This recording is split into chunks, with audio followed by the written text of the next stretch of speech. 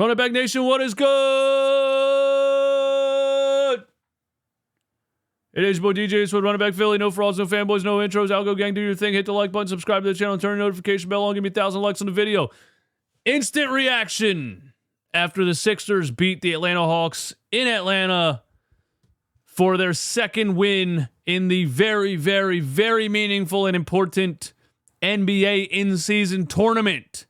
Yeah, I know. Everybody forgot about it. Everybody forgot that the in-season tournament was still a thing. It's still a thing, and there's like a playoff in December or something like that.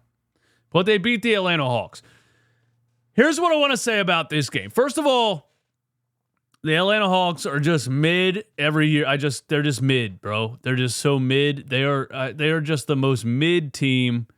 I mean, Trae Young is like, is he good? Is he really beneficial? Does he really raise the ceiling of a team, like, kind of at all? Like, and honestly, it's kind of annoying to watch for the most part. It's really just him spamming the pick and roll and trying to get to a floater and trying to force the ball to Clint Capella in the paint. And I don't know, dude. If I was an Atlanta Hawks fan, I would be completely over the Trae Young experiment at this point, and I'd be ready for something else. That's all I'm saying. And they gave up a haul for DeJounte Murray, and it just looks like that team is just still kind of going absolutely nowhere, and they might blow it up soon. They might blow it up soon. They need to trade Trae Young. That's what I think about the Atlanta Hawks. But on the Sixers side of it, listen,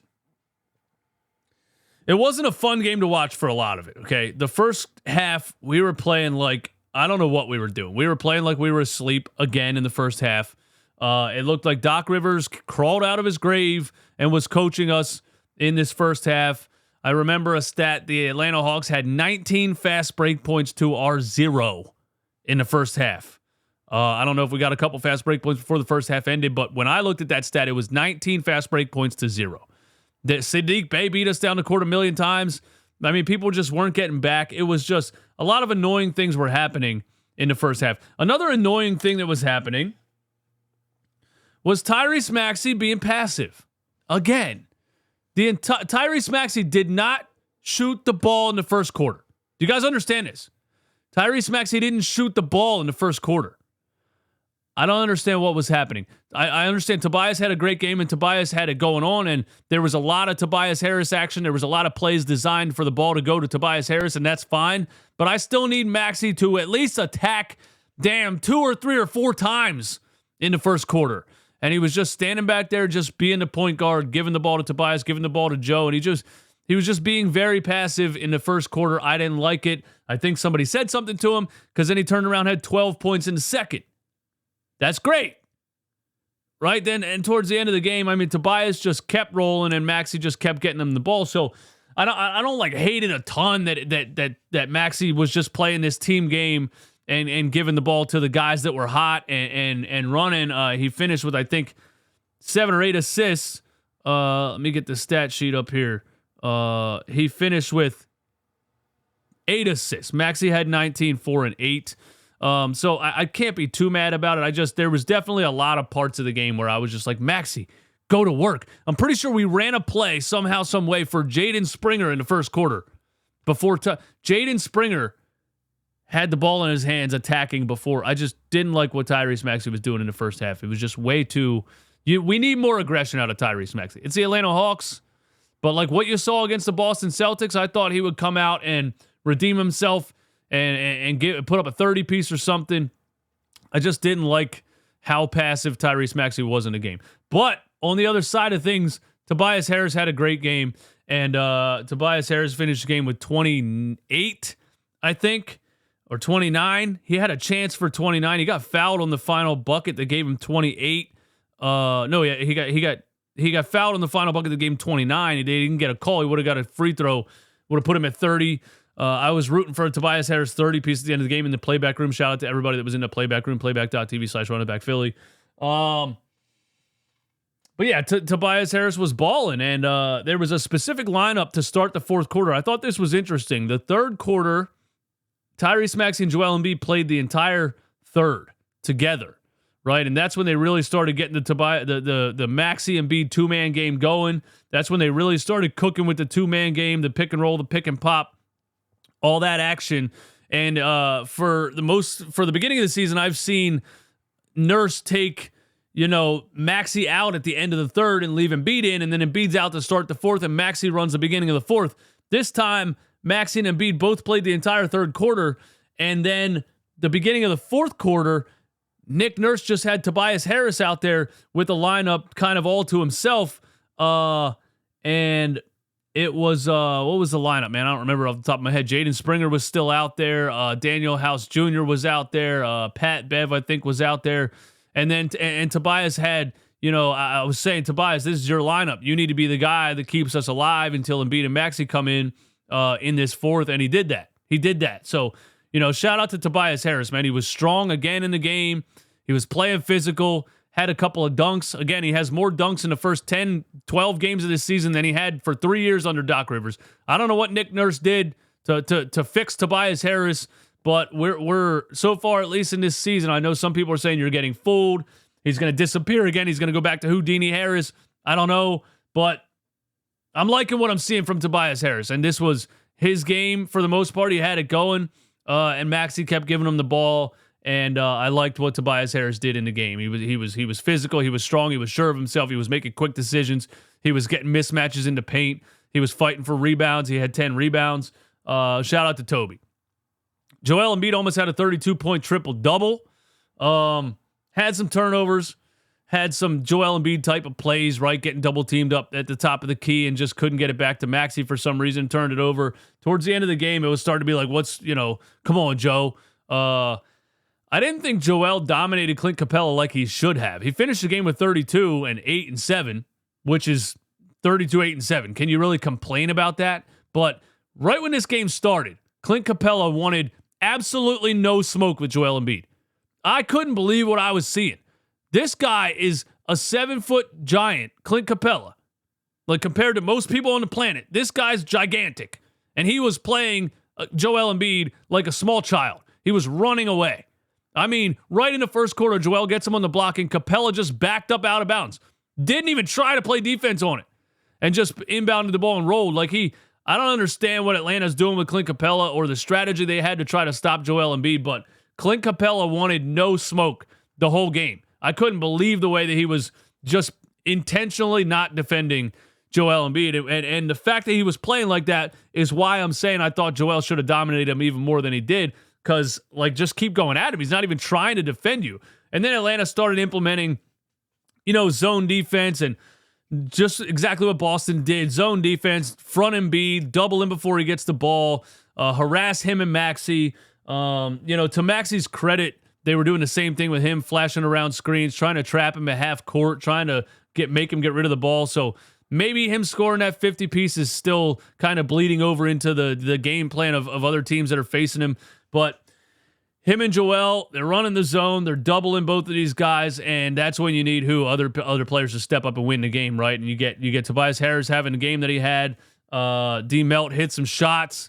I do still think that D Melt, for some reason, is a little bit overconfident with the ball in his hands at some points in the game. Like, he maybe making him a starter has got to his head a little bit. Like, he kind of thinks he's the guy sometimes. And we're like, D Melt, we just need you to chill out, bro. We just need you to kind of know your role. We need you to give the ball to Tyrese or give the ball to Joel and go hang out in the corner or something. Like, I need you to calm down. You know what I mean?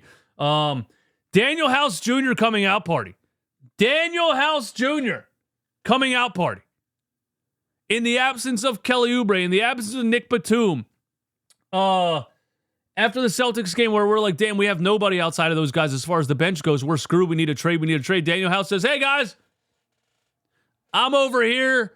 You forgot about me. And Danuel House, gets his confidence rolling with a couple of corner threes with the bow and arrow celebration. There was a sequence where Danuel House Jr., end of a shot clock, drives and finishes a layup in traffic, a tough finish, blocks a shot on the other end of the floor on an alley-oop, and then comes back down the floor and gets an assist to D'Anthony Melton in the corner for three. I think it was D. Melton. Tobias Harris, I think it was, in the corner for three.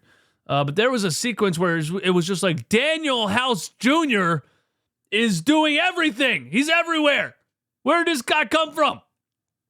That's a nice sign for us.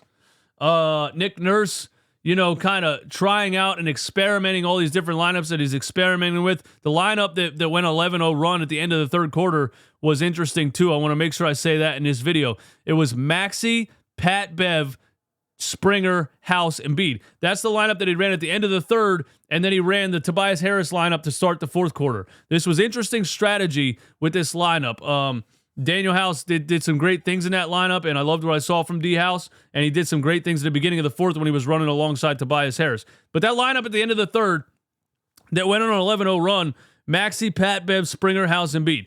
The Pat Bev role in that lineup was interesting to me because Tyrese, again, was being passive and kind of was struggling to be aggressive. And it looked to me like Nick Nurse said, okay, if you don't want to create for yourself, I'm going to put a point guard on the floor with you, and we're going to create for you. And if you watch the end of that third quarter with Pat Bev on the floor, not that Pat Bev is some kind of high-level facilitating point guard whatsoever. He's just the only other option there is on the roster.